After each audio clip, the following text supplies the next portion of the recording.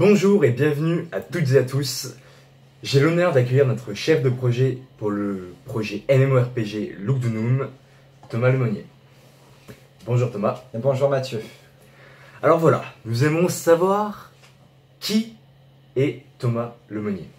Thomas Lemonnier est un jeune de 16 ans. Non, c'est faux. Réagissez, voyons. Je n'ai pas 16 ans. Ah bon? Oui. Non, j'ai 19 ans. D'accord. Voilà. Pour savoir si vous suiviez. Non, je ne suivais pas. Non. Voilà. Thomas Lemonnier est un jeune de 19 ans donc, qui est en études de restauration et qui fait de la cuisine. Voilà. Donc j'ai décidé un matin d'ouvrir mon Mac et de me dire il n'y a pas de jeu MMORPG, ça me saoule, puis j'adore les MMORPG. Donc de le créer, ce MMORPG sur Mac, tranquillement. Donc je suis quelqu'un d'assez pointilleux, je fais de la politique, je fais du sport.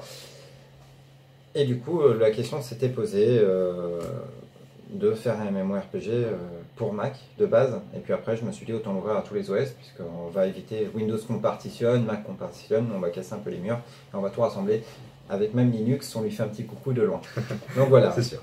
Et donc je suis aussi ravi d'être dans cette équipe super motivée, très dynamique et jeune, surtout d'esprit.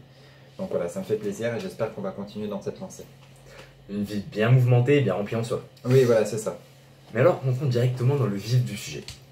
Le nom Look du Noom, il est à résonance latin, mais d'où vient-il? Alors, il vient d'une énorme connerie.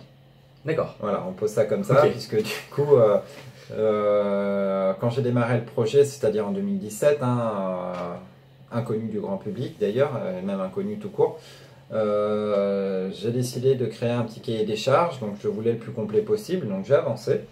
Et j'en ai discuté autour de mes amis proches, dont ma meilleure amie qui connaissait un autre Mathieu, pas vous. Et Mathieu qui sortait d'Epitech, donc on en a parlé, il était absolument emballé par l'idée du projet. Donc on en a discuté, puis il était venu le temps de trouver un nom, puisque je pensais sortir la page Facebook, le cahier des charges, donc il leur fallait un nom. Voilà. On ne voulait pas l'appeler Beta 6, Triton Z ou n'importe quoi. On ne voulait pas de nom de projet ni de nom de code, on voulait un nom pour le jeu. Donc, quand on était sur Lyon, après beaucoup de conneries de ma meilleure amie, le chat qui danse, etc., on est passé sur Look du Noom. Et non pas parce que ça a une référence à Lyon, enfin, bien que si, puisque c'est une référence à Lyon, non pas pour la raison mythologique que je vous expliquerai après, juste parce que son pote, un ami en commun à nous, s'appelle Loug, et on s'amuse à le charrier en l'appelant Look du Noom. Donc c'est parti d'une énorme connerie. Voilà, et ça nous a bien amusé, on a adoré le nom latin, donc on l'a gardé. Quand même pas mal d'histoires autour de ce nom. Oui, effectivement.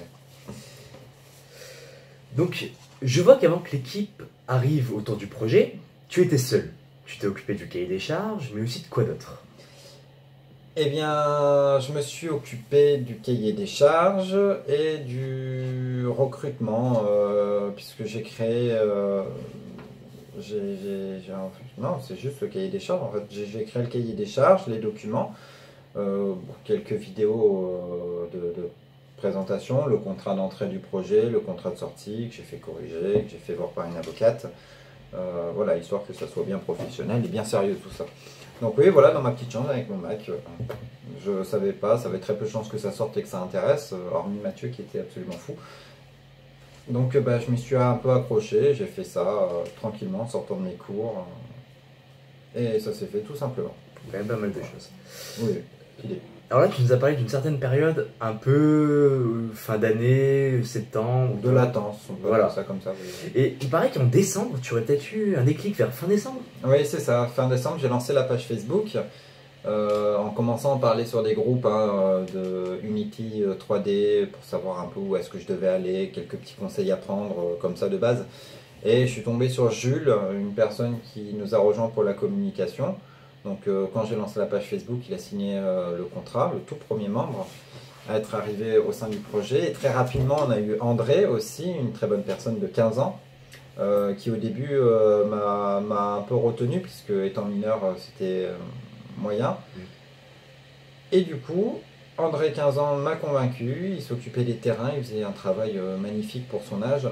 Donc bah, il a signé aussi notre contrat, donc on a commencé à lancer, voilà, fin décembre, la page Facebook, ça a commencé à intéresser un peu de monde, on a commencé à faire un peu notre pub et à avancer entre nous, à compléter le cahier des charges, les documents, donner un peu d'idées, un peu de corps à ce qu'on voulait faire. Et le logo que André nous a créé de façon très rapide avec les dessins de ma meilleure amie qui est en école d'art, qui nous avait gentiment fourni, qui ne savait pas du tout manier Photoshop. Hein. Ne nous le cachons pas, le logo est pixelisé et un peu affreux. Mais voilà, ça donnait. On a déjà le début du logo, d'ailleurs les petits pétales de fleurs c'était pour compléter la zone blanche. Hein.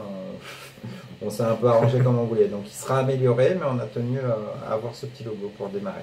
Alors, en parlant du logo, tu as parlé des pétales de fleurs qui sont là juste pour combler la zone blanche, mais est-ce que tout est au hasard ou est-ce que le corbeau, le lion, tout ça, ça a une signification? Alors les pétales de fleurs sont complètement au hasard. Hein. Il fallait qu'on complète, donc on a complété avec un truc qu'on a cherché sur internet. Hein. Voilà, on a pris les pétales de fleurs, on a collé ça en fond. Le logo rond, je le voulais rond parce que les applications sur Mac sont rondes et sont très jolies. Hein, je voulais pas un truc vieux, carré, un peu Windows désuet, j'aime pas du tout. Même si Windows peut faire du rond maintenant.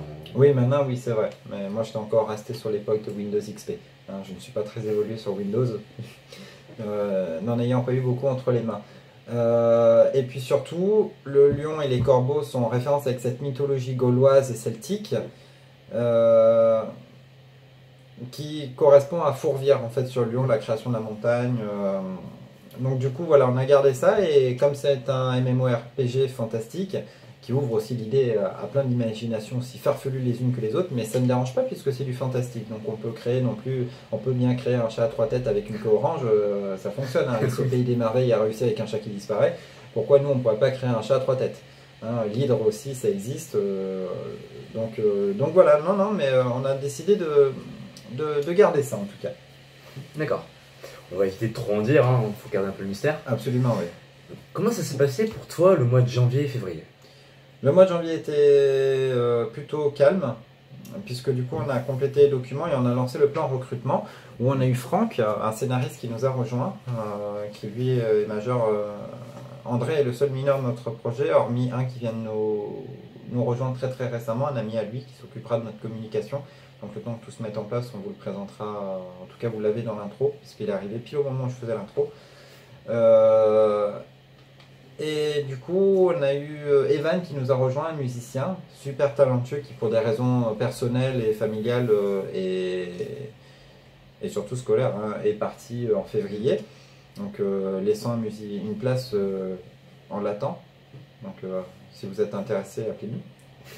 Et tout simplement, on a eu Aurélien qui nous a rejoint, qui est un freelance, qui se fait rémunérer, donc qui a accepté pour la 2D, puisque lui fait de la 3D aussi, mais étant très occupé, il a accepté pour la 2D, donc nous ça nous convient très bien. C'est moi qui gère la 3D en attendant. Place de 3D, appelez-nous aussi. Je fais ma petite propagande comme ça, oui. Je me permets, hein, l'occasion m'est donnée. Et du coup, toi, oui. Mathieu, qui est encore à Epitech, avec de très très bons conseils, et une femme, Pauline, qui s'occupera des voix off féminines. Voilà, on va remettre aussi la femme dans son contexte, c'est-à-dire à sa place dans les MMORPG, c'est-à-dire au centre du MMORPG. Le groupe garçon, etc., voulant écarter les femmes, disant qu'elles ne savent pas jouer. Si on donnait une chance aux femmes, elles ne sont pas plus cons qu'un homme. Au contraire, même, il y a bien des surprises à avoir sur les femmes, et dans tout domaine d'ailleurs. Une bonne équipe pour commencer donc. C'est ça, voilà. Une bonne ambition. Ok. Quelle histoire quand même. C'est ça. Au niveau de l'organisation du travail, comment ça se passe? C'est un peu compliqué, non? C'est compliqué parce qu'on est loin. C'est surtout ça. Pour les réunions, il faut s'occuper... voilà, pour les réunions, il faut s'occuper des emplois du temps de l'un et l'autre, etc. Mais moi, derrière, je fais... en fonction des autres surtout, mais après on fonctionne avec le Drive, donc on s'envoie tous les documents par internet, ça va très très vite. Donc non, l'organisation du travail en soi n'est pas un souci, mais peut le devenir si on doit se voir. Après on trouvera des solutions, et puis comme chaque chose se règle, hein, on trouve forcément une bonne solution. Sinon c'est que comme dit l'adage, il n'y a pas de problème que des solutions, et si il n'y a pas de solution, c'est que tu fais partie du problème. Donc voilà, et comme tu fais pas partie, il y a toujours des solutions. Voilà. C'est une détermination sans faille quand même. Alors là, on a eu une rétrospective de création. Les débuts de lancement, tout ça. Mais il y a une question qui me vient à l'esprit. Dites-moi tout. Comment vous vous retrouvez dans tout ça? Ça doit pas être simple. Non, c'est pas simple, puisque comme pour les raisons pardon, évoquées plus tôt, Aurélien, lui, est en Angleterre, notre cher ami André est à Lille, enfin, dans le nord de la France, nous on est à Lyon, donc oui, ça reste assez compliqué pour se voir. Après, les réunions se font par Skype, donc nous fonctionnons très bien par Skype, je ne veux pas de Discord, c'est la Discord. Pour le moment. Et puis sur Mac, c'est pas très bien accepté, donc bon, on fonctionne par Skype, c'est très simple. Tout le monde a Skype, tout le monde peut l'avoir, c'est facile d'utilisation. On fait en fonction des dispos des autres et puis on fournit des dates limites. Généralement, ils ont toutes les dates et toutes les horaires que je leur propose un mois à l'avance. Ils le complètent, ils ont jusqu'à 15 jours avant la première date proposée. Et puis après, on valide la date où il y a plus de monde. Hein. Oui. Donc, on essaie toujours d'avoir le maximum de monde. Pour le moment, on a presque, il y a toujours eu un absent, je pense.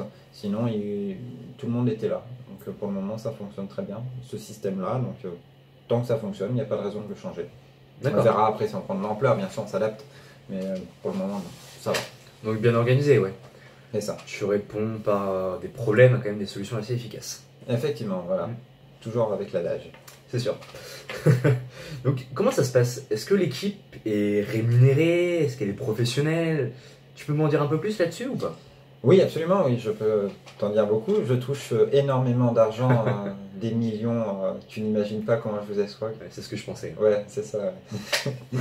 Non, tout simplement qu'on n'est pas rémunéré, on est bénévole dans le projet.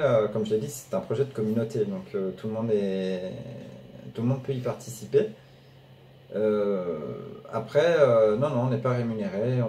Alors généralement, le contrat prévoit 8 heures de travail par semaine. André est à 4 heures, hein, ça ne dérange pas. Après, on fait en fonction de nous. Hein. C'est sûr que quand on rejoint le projet, il faut quand même participer. C'est le but. Hein. Par semaine, il faut au moins y laisser 2, 3 heures, 4 heures, gros minimum. Et 8 heures après, si on est à l'aise. Hein. Et beaucoup plus si vous pouvez. Hein. Moi, je dis pas non. Toujours plus de travail, petit chinois. Bruit de fouet, on mettra son montage, c'est très bien. Ouais. Mais non, voilà, non, c'est très simple. Après, c'est une passion.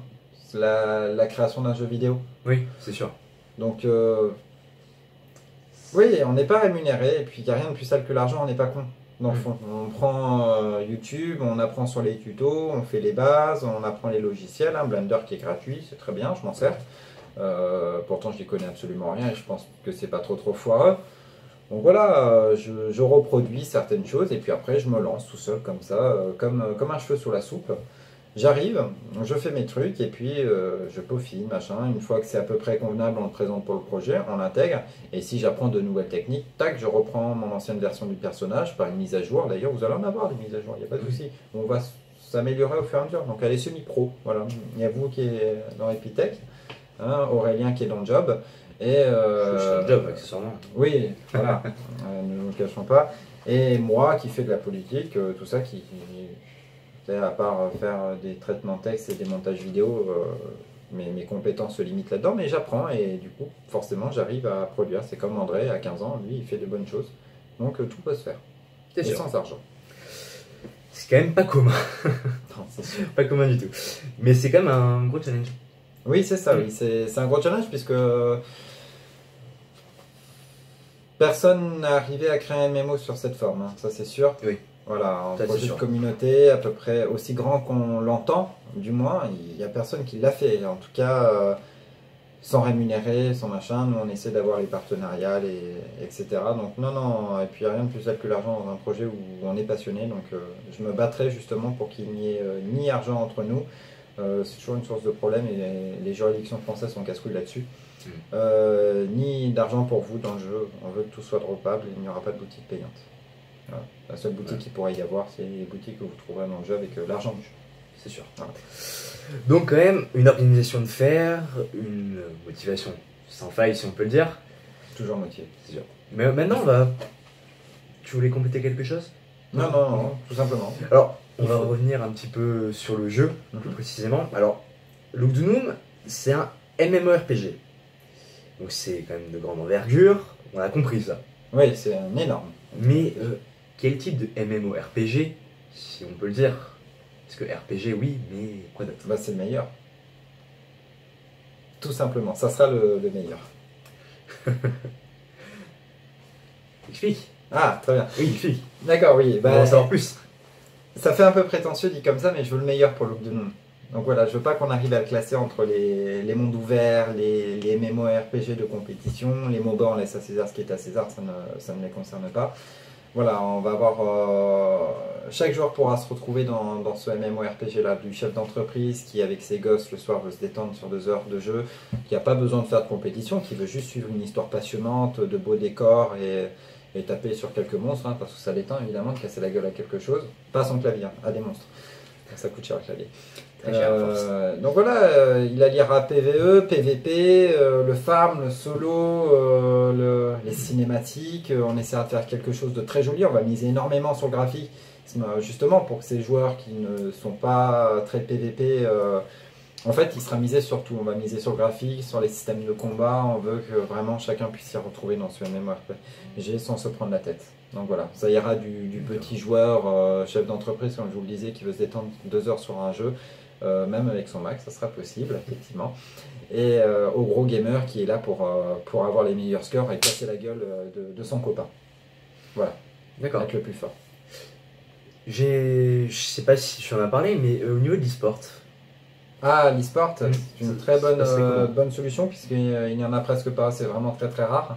C'est rare. Et avec tous les modes qu'on va créer, en tout cas les arènes, les machins, un grand mode que j'ai en tête en ce moment et qui va peut-être prendre jour dans le projet, ça sera à voter ça, c'est une sorte d'arène immense, un peu comme la map la plus grande du jeu que vous aurez, je crois que ça va être la forêt, il me semble, la plus grande, puisque c'est la première qu'on crée. Avec 200 joueurs dedans. Alors ça serait vraiment une grosse battle royale où tout le monde s'inscrit, 200 joueurs dans une énorme map répartis aux 4 coins de la map, un peu comme un Hunger Games, voilà, sauf que vous ne serez pas autour d'une corde d'abondance, il y aura des points de spawn un peu partout sur la map, 200 du coup.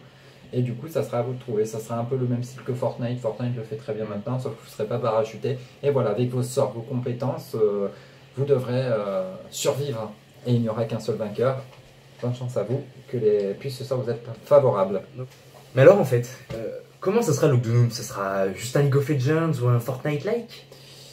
Non, du tout. En fait, League of Legends va tout regrouper. Hein, hormis MOBA d'ailleurs, hein, ce que je vous disais, on laisse au MOBA ce qui est au MOBA. Voilà, il va regrouper de l'histoire, du solo, du duo, du groupe, de ce que vous voulez, du farm, de la cinématique, quelque chose de très très joli pour se détendre. Jusqu'au mode comme Fortnite super poussé, compétitif, avec des classements, avec des récompenses, avec un système de quêtes événementielles, de quêtes secrètes, des warboss, tout ça, tout ça. Alors, on va tout regrouper et Look de Noom proposera plein de choses. Donc même en évoluant dans le jeu, en faisant la trame principale, quand on vous proposera de faire les arènes, ça sera en quête secondaire. On ne vous obligera pas à faire du PVP. Le PVP sera un choix. Voilà. Quand on veut rentrer dans le mode compétitif, sera un choix dans Look de Noom. De base, il sera formaté pour être un jeu de découverte, de voyage, D'aventure. d'aventure, c'est ça, avec des cinématiques, taper des boss, un peu de farm, etc. Mais pour tout le reste, quand on voudra compléter le jeu, quand on voudra déjà sortir de l'histoire, ça sera des choix, c'est-à-dire choix de rentrer en arène, choix de se faire classer, choix d'avoir les meilleurs costumes, soit d'avoir les derniers équipements gigantesques que nous, développeurs bienveillants, allons vous offrir. Les crafts aussi, les minerais rares, les chercher, les farmer, ça sera un choix aussi. Voilà, si vous voulez sortir du scénario, ça sera possible, ça sera en quête secondaire, ou même vous-même aller chercher ces quêtes. D'accord. Voilà, même avant qu'elles vous seront proposées, ça sera possible à partir d'un certain niveau. Et donc au niveau du jeu en soi, les joueurs seront comment? Les joueurs seront comment? C'est-à-dire? Tu m'as parlé de plusieurs modes, tout ça, et les joueurs qui savent réfléchir, qui sont stratèges, ils seront pas un peu les gagnants à tous les coups? Non, parce que du coup on a plusieurs modes et le mode combat est énormément bridé dans Look de Noom, c'est-à-dire que déjà sa classe aura son utilité. Hein, pour ne pas citer la plus détruite de tous les MMORPG, la classe du support, hein, on connaît bien, qui ne sert strictement à rien, puisque l'assassin ou le guerrier avec ses armes vampiriques vont pouvoir se régénérer, donc le support ça sert à rien. Eh ben non, parce que du coup les armes vampiriques il y en aura, mais comme à ses débuts de MMORPG, ça sera un bonus. C'est-à-dire que vous allez gagner quelques PV par-ci par-là, donc sur les mobs c'est très bien. pour reprendre un peu de vie et être au niveau acceptable, mais sur une instance ou n'importe quoi, ça ne vous sauvera pas la vie, hein. Ça ne vous régénérera pas autant qu'un heal. Donc le boss qui tapera 4 fois plus fort que le heal que vous allez recevoir en un coup, sachant que du coup vous ne taperez pas non plus aussi comme des flèches, il vous mettra KO avant même que vous ayez récupéré 1% de votre vie, quoi, par exemple. Du coup, ça sera pareil, les instances aussi sont bridées. Les donjons sont faits de telle sorte qu'il y a un mode solo pour l'histoire. Comme ça, vous pouvez la faire sans devoir chercher un groupe, hein. On reste vraiment toujours dans la trame scénaristique. Et un groupe qui vous sera proposé en secondaire. Donc le solo vous donnera énormément d'expérience, hein, pour vous aider à évoluer et vous préparer peut-être pour le groupe si l'on continue votre histoire. Et le groupe vous donnera très peu d'expérience, mais aura des équipements, des costumes plus rares, plus légendaires, selon l'arène, selon le donjon, selon l'instance. Et il sera aussi bridé, c'est-à-dire que les joueurs de niveau 90 qui vont dire écoute, une fois qu'ils sont arrivés à ce niveau-là, les nouveaux joueurs qui arrivent, je te fais payer pour te rusher le donjon. Non, ça n'existera pas dans le Ludo Noom, désolé messieurs, ça ne se passera pas comme ça, puisque les donjons seront bridés. Par exemple, admettons qu'il y ait une zone avec des mobs, si le joueur niveau 90 rentre dedans sans que les mobs aient tous été tués par la personne du niveau 15 au niveau 30, par exemple, perdra au fur et à mesure des points de vie, mais ça sera tellement violent qu'il ne pourra pas rester dans cette zone. Peut-être aller chercher le bas niveau qui est presque en difficulté, le ramener pour le soigner, mais ça sera tout, il ne pourra pas rentrer dans cette zone avant que le bas niveau ait fait son travail. Pareil que sur un boss, on peut lui mettre un pouvoir, un talent ou un statut qui dit que au-delà de 2000 dégâts, il renvoie 80% de la somme des dégâts infligés vers l'adversaire. Donc le niveau 90 va se faire pulvériser en 2-2. Mais là en fait, les gens qui veulent jouer seuls dans leur coin tranquille, tu les limites pas un peu, ils peuvent pas se détendre s'ils peuvent pas vraiment jouer seuls. Ils ont le solo, je vois pas où est le problème. Ils ont le solo et puis s'ils veulent faire du groupe, comme son nom l'indique, c'est du groupe, hein. Sinon ils font les instances solo, hein. Il y aura plein aussi d'arènes solo, hein. Des petites instances adaptées à la classe par exemple, l'instance du support qui se fera en solo, qui pourra se faire en groupe avec plein de supports. Des donjons en solo, des mini-boss qui se trouvent sur les cartes qui peuvent se faire en solo, ça ne pose aucun souci. Mais du coup, ils vont faire du solo là. Non, justement, comme je l'ai dit, tout ce qui se fait en solo, bon, hormis les mini-boss, hein, bien sûr, qui donnent quelques équipements, tout ce qui est instance, tout ce qui est système instancier et donjon, ou arène à la rigueur, si on trouve un mode solo, peut-être avec des warboss à base adaptés au solo. Ils gagneront pas autant d'équipements. Donc en fait, dès qu'ils vont vouloir évoluer, les joueurs compétitifs n'iront pas dans le solo. Ils iront dans le solo pour prendre de l'expérience et du niveau, mais ils iront dans le groupe pour aller se stuffer. Donc voilà, ils seront obligés de passer par le groupe et donc de jouer en communauté. Sinon, vous n'allez pas dans un MMORPG, messieurs. Vous allez dans un RPG. C'est sûr. Voilà, c'est ça. Au niveau de ce qu'on peut récupérer, il y aurait des items, des drops rares, tout ça, et aussi des costumes apparemment. Absolument, les skins. Comme on n'a pas de boutique du jeu, en tout cas c'est mon vœu le plus sincère, de faire payer les gens pour des costumes, je vois pas du tout l'intérêt. Le petit gamin de 12 ans a autant droit aux costumes que celui qui a les moyens. Donc si on trouve les financements, ils seront dropables, oui, les costumes. Alors ça dépend, à l'échelle d'un monstre commun, peut-être un petit costume de base à la con. À l'échelle d'un warboss, ça peut être un très très beau costume. Et à l'échelle d'une quête cachée, d'une quête secrète, de trouver un endroit secret et de la réussir, ça peut être un costume légendaire aussi, magnifique, avec des reflets partout, ça pétille, on adore ça. Sympathique ça, c'est excellent même. Mais dis-moi, pour l'expérience, je comprends pas trop le principe. Bien, pour l'expérience, on a été plus malin que ça du coup. Faut savoir que le Ludo Noom sera un jeu énorme en superficie. Et du coup qu'un niveau gagné se méritera. Donc l'expérience sera pas comme pour ceux qui connaissent Aura Kingdom, c'est un jeu où on gagne en finissant une quête, on monte de 2 niveaux par exemple. Ce sera pas possible, voilà, un niveau se méritera. Donc il faudra que ça s'adapte à l'immense superficie du jeu. Et puis en plus, si on doit rajouter des patchs, des améliorations qui agrandissent encore le jeu, il faudra aussi revoir le système d'expérience pour qu'il s'adapte à tout le jeu. Donc oui, après il faudra faire les donjons, des quêtes avec des bonus d'expérience, Mais voilà, ça va être long à monter. Donc D'accord. du niveau 1 à 15, généralement, ça va aller assez vite.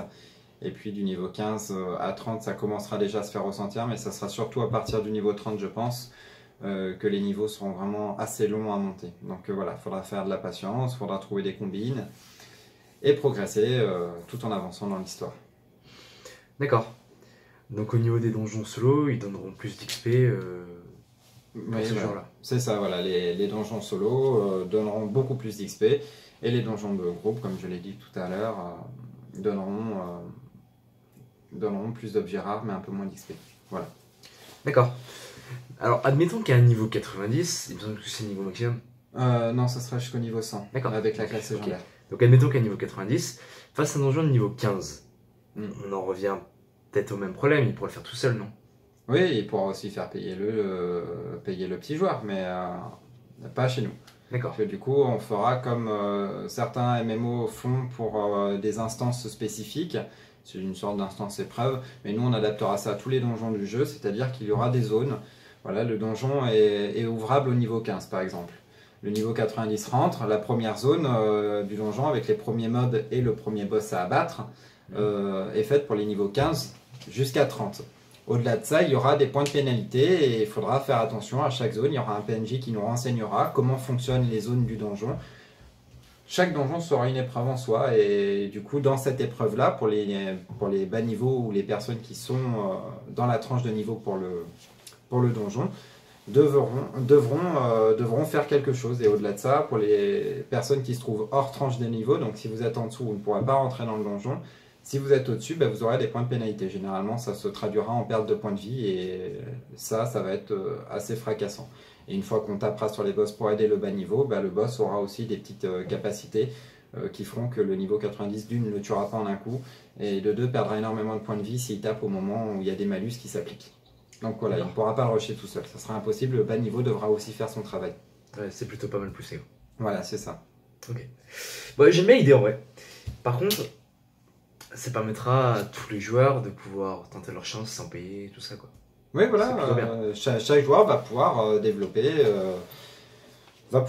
sa stratégie et les donjons ne pourront pas se faire en payant les gens. Le seul truc où on ne pourrait pas trop répondre, c'est le support pour offrir du soin et du point de vie et des points de vie lors des boss pourrait à la rigueur se faire rémunérer, mais on trouvera toujours une solution. Après, voilà, le support sera un peu avantageux. Ça ferait pas de mal non plus dans un MMORPG quoi. Après, s'il y a trop de support, vous verrez bien que le jeu sera bloqué puisqu'on ne trouvera plus non plus les assassins pour certaines instances. Donc ça sera aux joueurs d'être intelligents. Mais oui, si on peut avantager le support, s'il n'y a que ça, ça me dérange moins. D'accord. Par contre, tu nous as parlé de quête, un petit peu de scénario, tout ça depuis le début. Alors, qu'en est-il un scénario, si ça va disparaître vers le niveau 60, il va s'arrêter là, comme ça? Non, et puis d'ailleurs, je vois pas le principe que toutes les entreprises ont à développer des MMORPG où le scénario tient sur deux bouts de bois et au bout du niveau 60, tant pis, on fait les quêtes, on fait les arènes. Non, ça m'intéresse pas. On joue à un MMORPG et puis les entreprises ont habitué surtout les joueurs voilà, à leur offrir tout sur un petit plateau d'argent avec les kikous là, qui se baladent un peu sur les serveurs. Moi, nous on est déjà d'une part rémunérés et de deux, on a juste le serveur à payer, donc on fera comme on fera. Mais on aura au moins la liberté de dire aux joueurs, si vous n'êtes pas content que vous allez jouer à un autre jeu, nous on est gratuit, puis on ne vit pas de votre argent. Donc on pourra mettre un peu ce qu'on veut. Et là, vraiment, on va pouvoir créer une bonne communauté d'un MMORPG, peut-être un peu changer la mentalité et offrir un jeu voilà, avec un bon scénario qui accompagnera jusqu'au bout, des arènes qui se déverrouilleront au niveau 60, au niveau 70, 80, et qui rapporteront plus en plus d'objets rares selon votre niveau. Voilà, l'arène elle s'est déverrouillée au niveau 70, vous la faites au niveau 90, dans cette tranche de niveau-là, jusqu'au niveau 100, là, vous aurez peut-être d'autres items que les niveaux 70. Donc voilà, on va faire évoluer le jeu dans ce sens-là en tout cas. Mais non, on aura un bon scénario en tout cas. On aimerait peut-être en savoir plus, si possible. Pour le scénario ? Ouais. Alors, le scénario racontera toute l'histoire du jeu.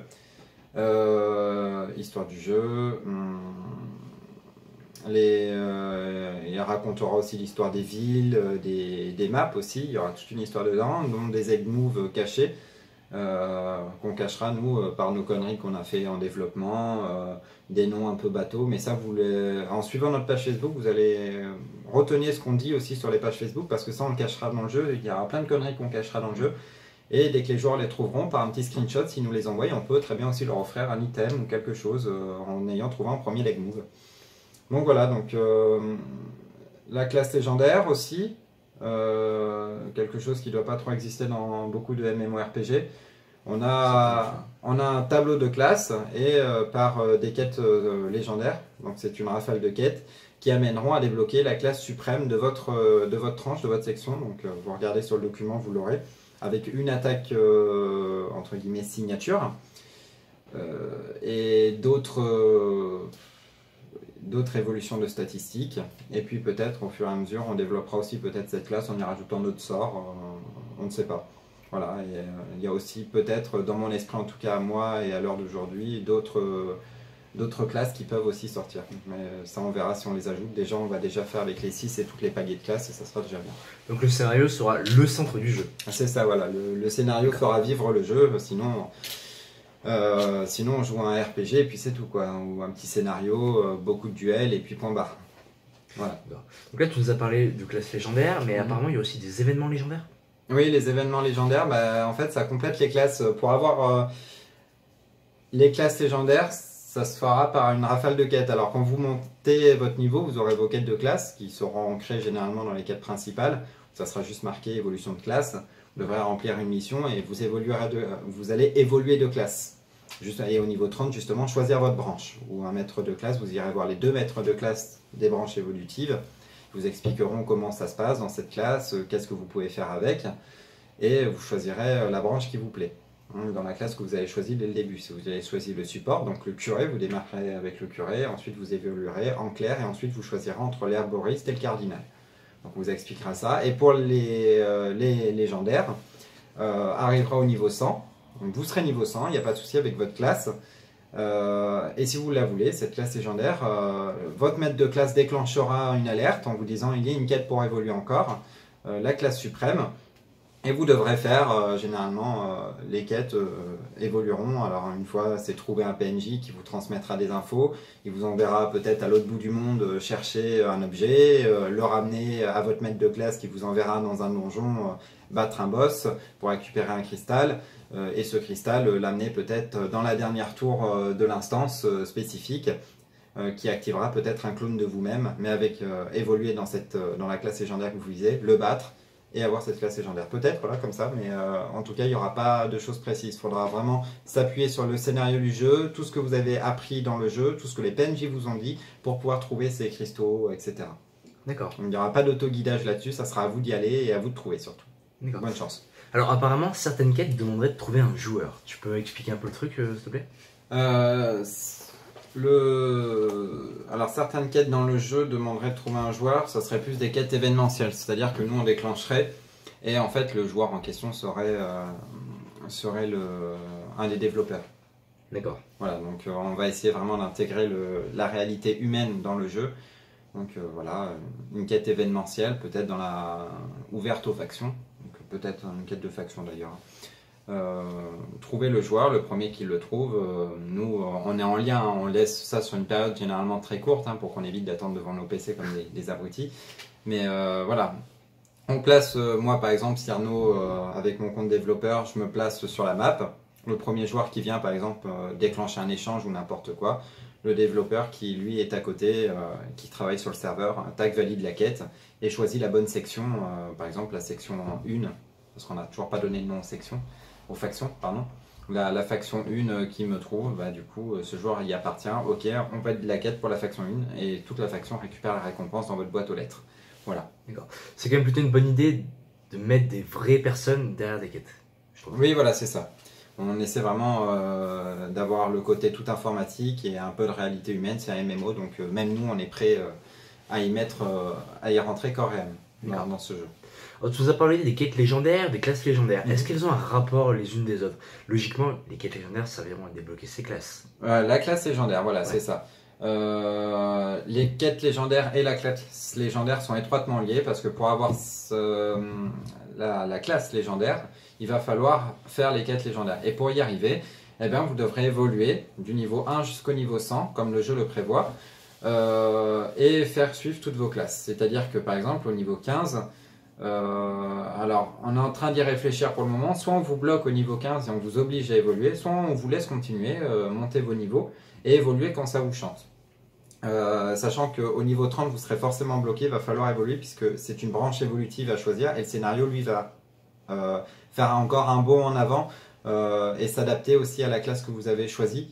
Donc si par exemple vous partez du support et que vous êtes curé niveau 20 et que vous n'avez pas non plus évolué en clair, au niveau 30 le curé sera bloqué, il va falloir que vous évoluiez, fassiez votre classe, votre évolution de classe en clair et ensuite que vous preniez votre branche évolutive parce qu'après le scénario va suivre. Mais généralement, qui ne veut pas évoluer, sachant qu'on chaque boost généralement comment ça s'appelle chaque évolution donne des statistiques plus grandes et plus importantes jusqu'au niveau 100 donc je disais, et en allant voir votre maître de classe à chaque quête qui se débloqueront. Donc généralement c'est la quête principale qui vous y amènera là-bas. Et au niveau 100, le maître de classe, ça sera plus la quête, une quête secondaire qui se déclenchera. Allez voir votre maître de classe qui a envie de vous parler et il vous avertira qu'il y a une évolution de classe ultime, la légendaire, donc c'est le dieu pour le support. Et du coup, voilà, en validant cette quête secondaire, il va se déclencher la première quête légendaire sur toute une suite, faire le tour du monde. Et il n'y aura pas d'auto-guidage, donc il va falloir apprendre au scénario, apprendre tout ce que les PNJ vous ont dit pendant toute votre évolution de jeu, et retenir aussi certaines petites infos qu'on donne, qu'on donne dans le jeu et nous, puisque du coup, sans ça, vous ne pourrez pas non plus, ou alors vous aurez vraiment de mal à trouver les bons objets, les bons endroits, les bons PNJ pour pouvoir évoluer. D'accord, ouais, donc c'est quand même plutôt bien rodé. Oui, voilà, on s'appuie sur le scénario vraiment pour certaines quêtes. Ok. Alors, il y a une question qui me trotte quand même depuis pas mal de temps. Tu parles beaucoup de l'histoire, tout ça. Mais un monde, dans la plupart des MMO, ne bouge pas, il est figé, il est oublié. La plupart des hauts niveaux ou de ceux qui ont fini le jeu pour eux, oui. Ça ne les intéresse plus. C'est sûr que la motivation, après, elle ne sera pas forcément la même qu'en début de jeu. En début de jeu, jusqu'au niveau 100, voilà, on va vous assurer une motivation énorme avec tout plein de choses, le scénario, la compétition, les donjons... les quêtes, les arènes, machin et tout. Une fois qu'on a fait le tour du jeu, entre guillemets, puisqu'un MMO c'est normalement immortel, voilà, vous avez goûté à toutes les arènes, que vous n'êtes pas forcément compétitif et que le scénario principal en tout cas est terminé, puisqu'au bout d'un moment il a une fin, on ne peut pas non plus inventer d'autres choses pour le poursuivre, ça aura ni queue ni tête. Il y aura des bouts de scénario par des quêtes événementielles quand ça tombera, 1 fois par mois, 3 fois par mois, ça dépend. Les quêtes légendaires, mais une fois qu'elle est finie c'est pareil. Les quêtes secrètes peut-être à trouver aussi pour ceux qui aiment bien fouiner un peu dans le jeu et un peu bidouilleurs, ils pourront peut-être trouver ces quêtes secrètes cachées dans le jeu et non repérables, donc il va falloir tomber dessus, ratisser toutes les zones, etc. Généralement le jeu avertira en début de jeu, vous aurez peut-être une alerte dans votre boîte aux lettres en disant aujourd'hui il y a 20 quêtes secrètes cachées dans le jeu, à vous de les trouver. Voilà, c'est une petite info que le jeu vous donnera à chaque connexion, en tout cas à chaque jour, et qui se mettra à jour une fois que la quête est trouvée et que la quête est terminée. Parce que certaines quêtes secrètes seront solo, une fois qu'on les trouve, on se la fait et on terminé, la récompense elle est pour ma pomme, et peut-être les quêtes secrètes peuvent être soit maudites, c'est-à-dire avec un énorme malus sur toute une zone, et peut-être vous y mettre à plusieurs, soit aller de groupe, donc peut-être finir un donjon qui est caché dans le jeu aussi, une zone qui est cachée dans le jeu, ou peut-être et de faction, c'est-à-dire déclarer la guerre à la faction, et là toute votre faction va être avertie une fois que la quête est déclenchée. Voilà, donc c'est vraiment des quêtes assez, c'est pour ça qu'on les appelle secrètes, elles sont trouvables mais on ne sait pas ce qu'il y a dedans, on la déclenche et on voit ce qui se passe. D'accord. C'est un peu la surprise. Par contre ça risque pas de poser problème, ces quêtes secrètes, par exemple des gens qui se déconnectent, des trucs non prévus. Sur une fois qu'on supprime une zone, par exemple. Par exemple, ouais. Non, parce que du coup, on redirigerait toutes les personnes. Déjà, les personnes présentes dans cette zone et déconnectées, quand elles se reconnecteront, si la zone est désactivée, On leur définira, nous, un point de résurrection principal. Avant de désactiver la zone, on va déjà couper les serveurs, donc il y aura une déconnexion massive. Généralement, ça durera entre 5 et 10 minutes, le temps qu'on fasse, nous, nos manips. Avant de supprimer la zone, toutes les personnes qui seront assignées à cette zone redémarreront dans la ville principale, par exemple au point de résurrection classique. Donc dès qu'ils se reconnecteront, la zone a été supprimée, ils seront dans la ville principale et peut-être on leur donnera un peu d'argent du jeu pour leur rembourser un peu les frais de transport que le portail demanderait, entre guillemets. Et puis les personnes qui sont présentes dans la zone, c'est pareil, on les renverra, toutes les personnes seront redirigées vers la ville principale. Donc voilà, et ensuite on supprime la zone, et par une autre quête qui pourrait arriver un peu plus tard, la faire réapparaître, ils pourront essayer de restituer cette zone, la recréer peut-être avec un événement, en nous appuyant sur l'histoire, hein, avec les dieux, les machins, la source divine. On verra un peu comment on tourne ça. D'accord, donc ouais, les joueurs ont un impact sur l'écosystème donc. Oui, aussi dans le jeu, carrément. Ils peuvent aussi, selon leurs actions, si la faction n'arrive pas à s'entendre et qu'ils échouent la quête, la zone peut disparaître. D'accord, donc on va vraiment être dans le jeu. Oui, c'est ça, on est vraiment dans le jeu, quoi. Ah, c'est quand même visiblement bien construit, mais qu'en est-il du gameplay? Le gameplay. Le gameplay joueur, tu sais ce que les joueurs peuvent faire, les sorts, les classes, toutes leurs actions quoi. Alors on a un gameplay encore assez construit dans le jeu. En jouant à MMO, c'est toujours la même mécanique. On tape là sur le PC les raccourcis, les combinaisons de touches, F1, F2, la touche du pavé numérique 1, 2, 3, 4. Quoique pour le pavé numérique, on y réfléchira parce que maintenant beaucoup de PC portables, on aime les prendre petits donc ils ne l'ont plus. Et quand on veut développer sur Mac, on sait que le pavé numérique, en tout cas, ils ne l'ont plus. Et ça fait bien longtemps. Donc c'est sûr qu'on ne va pas transcender la mécanique du jeu. Voilà, on va pas faire non plus des folies, mais on va essayer de trouver quelque chose à nous qui soit simple d'utilisation et pas très compliqué à utiliser. Mais bon, après généralement déplacement clic à la souris ou déplacement avec les flèches du clavier, pivoter la caméra, mais là, généralement la souris fait tout quoi. D'accord, et donc le principe reste le même pour la plupart des sorts ou il y a des trucs particuliers? C'est ça, il y a... Le principe, ça reste le même que dans tous les MMORPG. Voilà, donc on a la barre de raccourci avec les touches prédéfinies, mention spéciale, etc. F1, F2. Alors pour les Mac, il faudra activer aussi, pour ceux qui ont la touch bar, activer aussi l'option, du coup paramétrer notre touch bar avant d'ouvrir le jeu pour avoir justement ces touches qui sont sur la touch bar et qui ne sont plus en version physique. Voilà, donc c'est surtout les sorts en eux-mêmes hein, qui ont une mécanique nouvelle. Par exemple, le sort d'arrêter le temps, Off Tempus, pour le mage, qui sur une zone prédéfinie arrêtera le temps dans un certain laps de temps, justement. Hein, on bloque le temps pendant quelques secondes. Le sort qui a été déclenché s'annule, etc., etc. Donc il pourra tout arrêter, c'est bien ça? Oui, absolument tout, ouais. Ok. Voilà, donc déjà mécanique de sort en infligeant des dégâts, le mur de cristal qui renvoie une attaque de l'autre côté. Voilà, les couleurs seront un peu ternies, par exemple dans Off Tempus. Voilà, on fera quelque chose d'assez sympathique et d'assez beau visuellement. Voilà, on va aussi un peu miser sur le graphisme, ça fait pas de mal d'avoir un jeu qui reste assez joli. C'est sûr. Et c'est quand même une mécanique assez intéressante, mais est-ce qu'il y a d'autres sorts qui ont des mécaniques nouvelles comme ça? Que je réfléchisse. Mur de cristal, c'est pareil. Mur de cristal, un voile qui apparaît devant le joueur. L'attaque rebondit dessus et repart de l'autre côté quand c'est une attaque à distance et quand c'est une attaque physique. Le joueur se prend le mur de cristal. Et puis à vous de voir aussi dans la liste des sorts, il y a aussi quelques conditions sur certains sorts, comment ils fonctionnent. Le mur de cristal, voilà, combien d'attaques il peut renvoyer. Est-ce qu'il peut aussi renvoyer une attaque légendaire? Mais ça c'est en regardant vos sorts. Et puis pour que tout le monde connaisse un peu les classes, ce document restera disponible pour tout le monde, comme ça chacun pourra utiliser. Et puis le joueur qui ne comprend pas bien comment ça marche par exemple, et qui affronte un mage et qui se dit mince, je me fais toujours avoir par cette attaque, comment elle fonctionne, je vais sur le document, je dis ah d'accord, effectivement je fais l'erreur là. C'est un peu comme dans Pokémon, on apprend, on fait de la stratégie, donc on cherche, on se creuse la tête. C'est sûr que ça peut être fun d'interagir directement sur l'ennemi. Oui, c'est ça, ouais. Mais sinon, il paraît qu'il n'y aurait pas de sort de résurrection. Non, il n'y a pas de sort de résurrection. C'est un talent pour le guérisseur. Hein, donc je parle de la classe, hein, carrément du support en général avec l'herboriste, donc l'évolution de classe qui est plus un peu offensive avec les transformations du personnage en lui-même. Mais non, il n'y a pas de sort de résurrection, et puis ce choix-là se traduit tout simplement par le fait que c'est très simple de pouvoir ressusciter une personne, enfin, quoique ça dépend, et peut-être que ce sort-là sortira peut-être avec d'autres classes.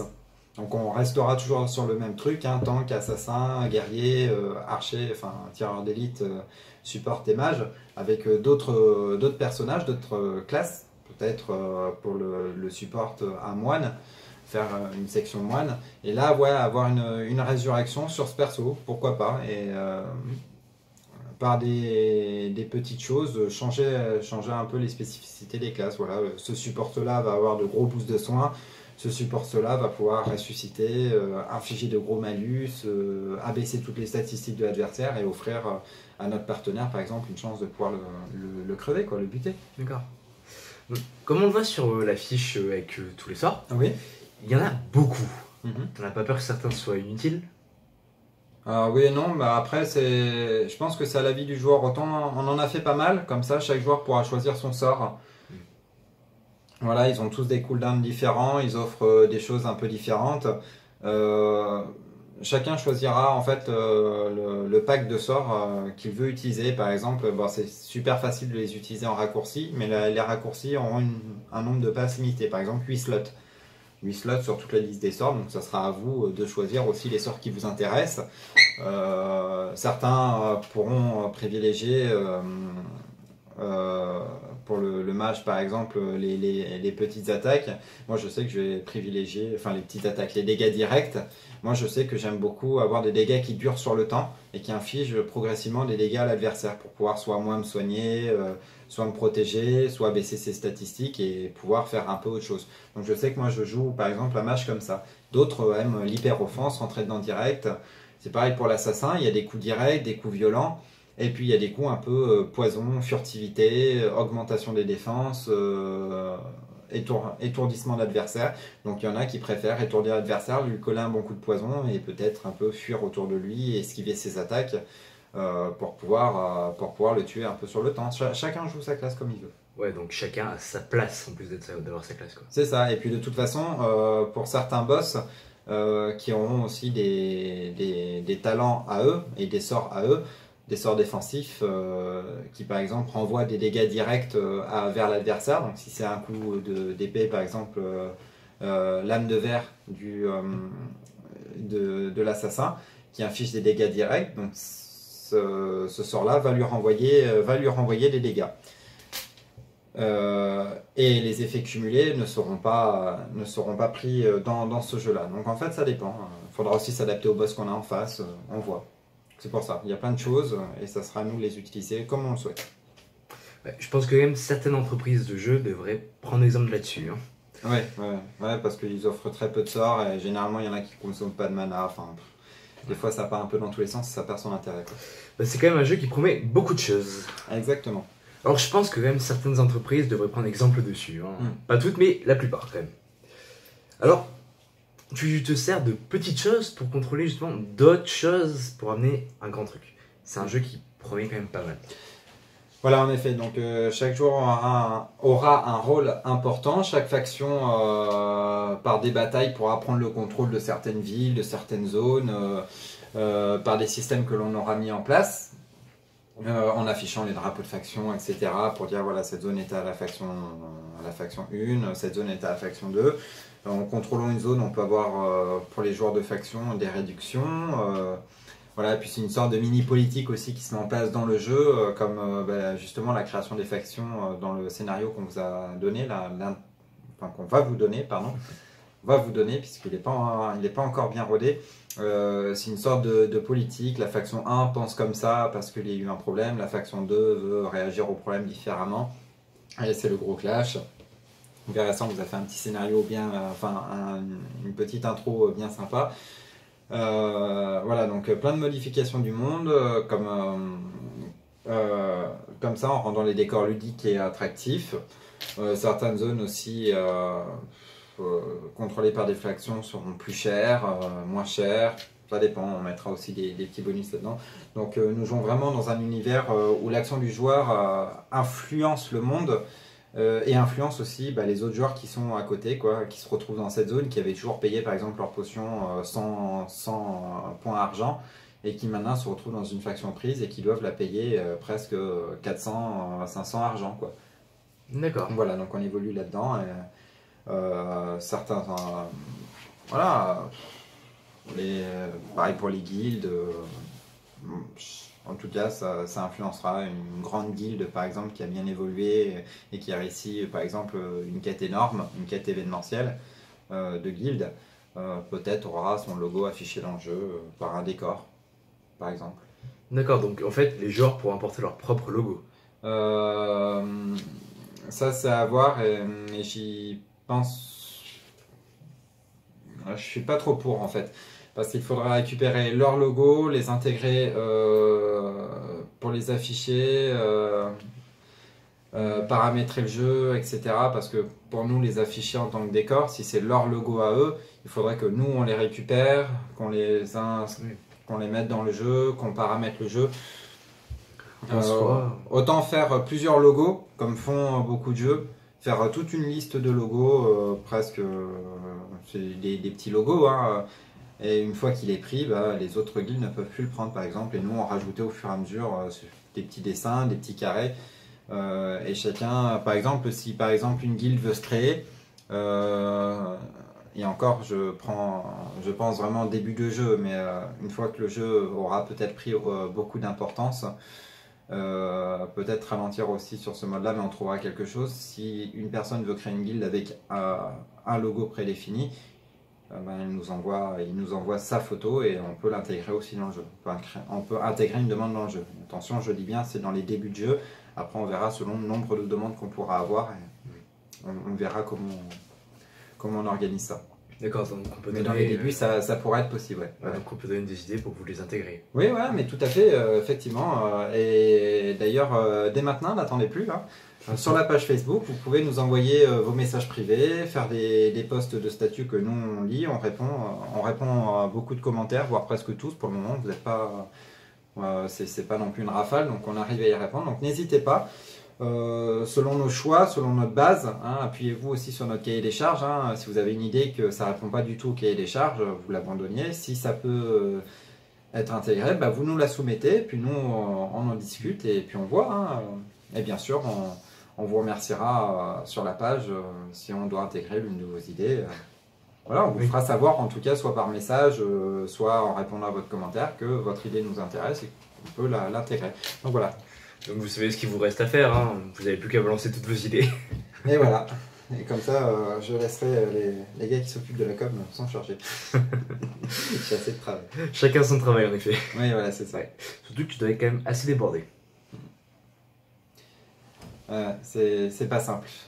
J'ai beaucoup de choses à faire. J'ai la 3D, je dois remplacer les personnes qui nous manquent. Hein, donc on cherche.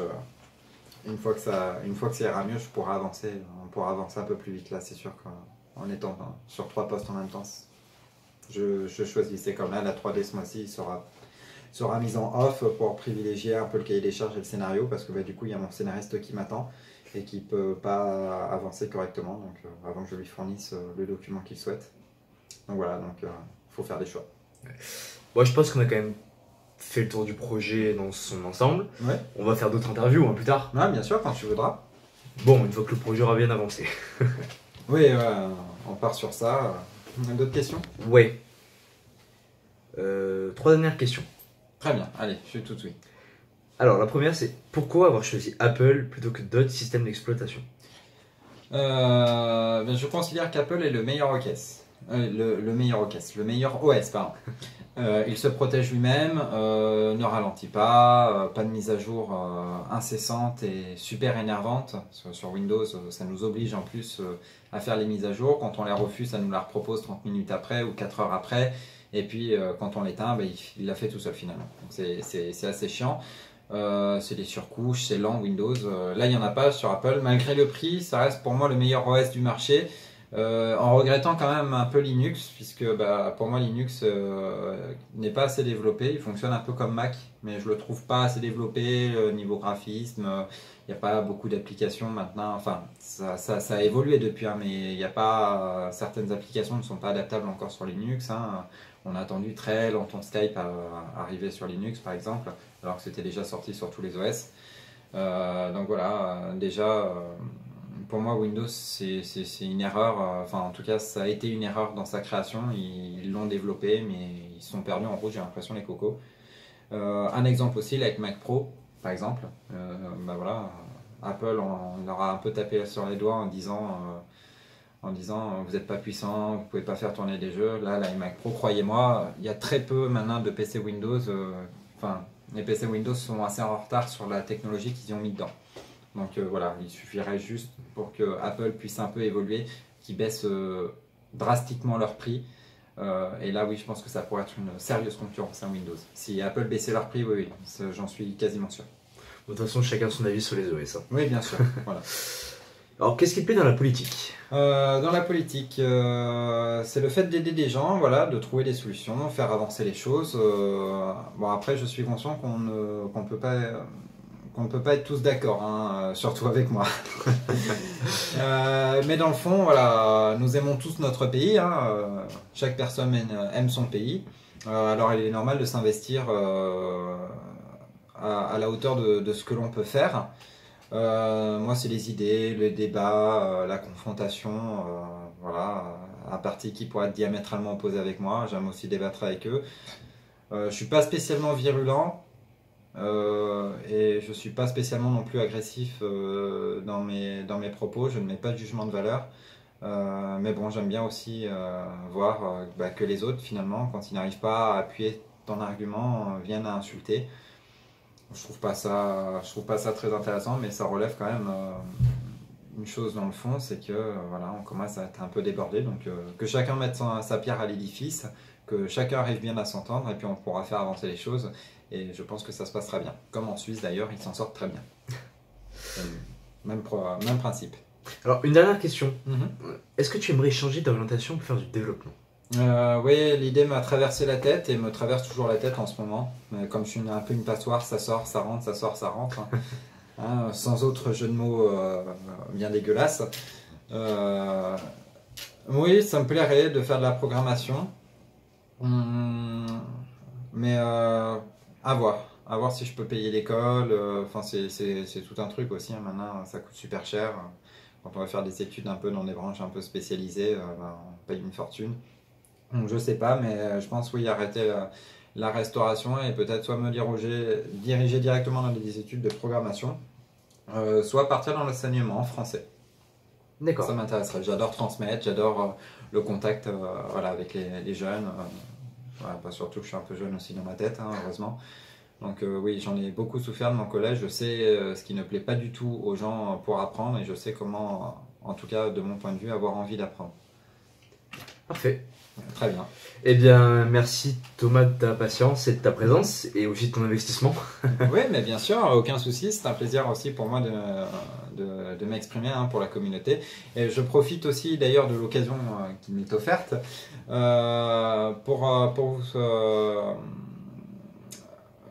pour vous dire surtout de partager vos idées sur notre page, hein, de nous transmettre des idées que vous voulez qu'on implémente dans le jeu. C'est votre jeu, donc on le fait aussi avec vous, avec la communauté.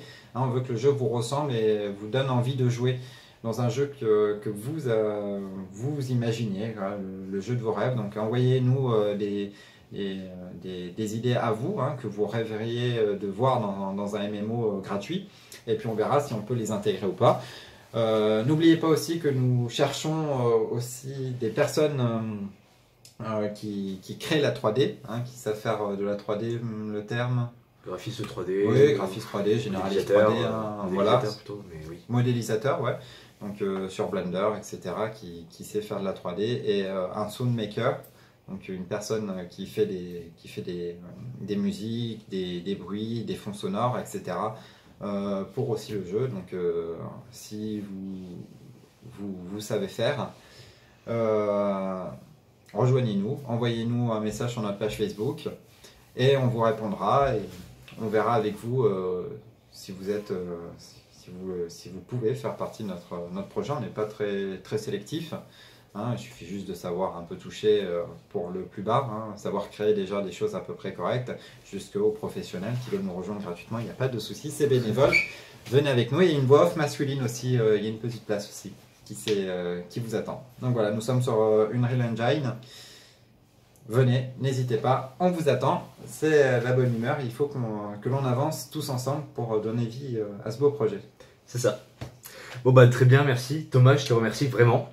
De Surtout rien. que le message est clair. Je te remercie aussi, il n'y a pas de souci. N'hésitez pas à nous suivre et à participer sur Facebook, la page Look de Noom, jeu MMORPG, et sur YouTube pour nos vidéos trailers de l'avancée du projet.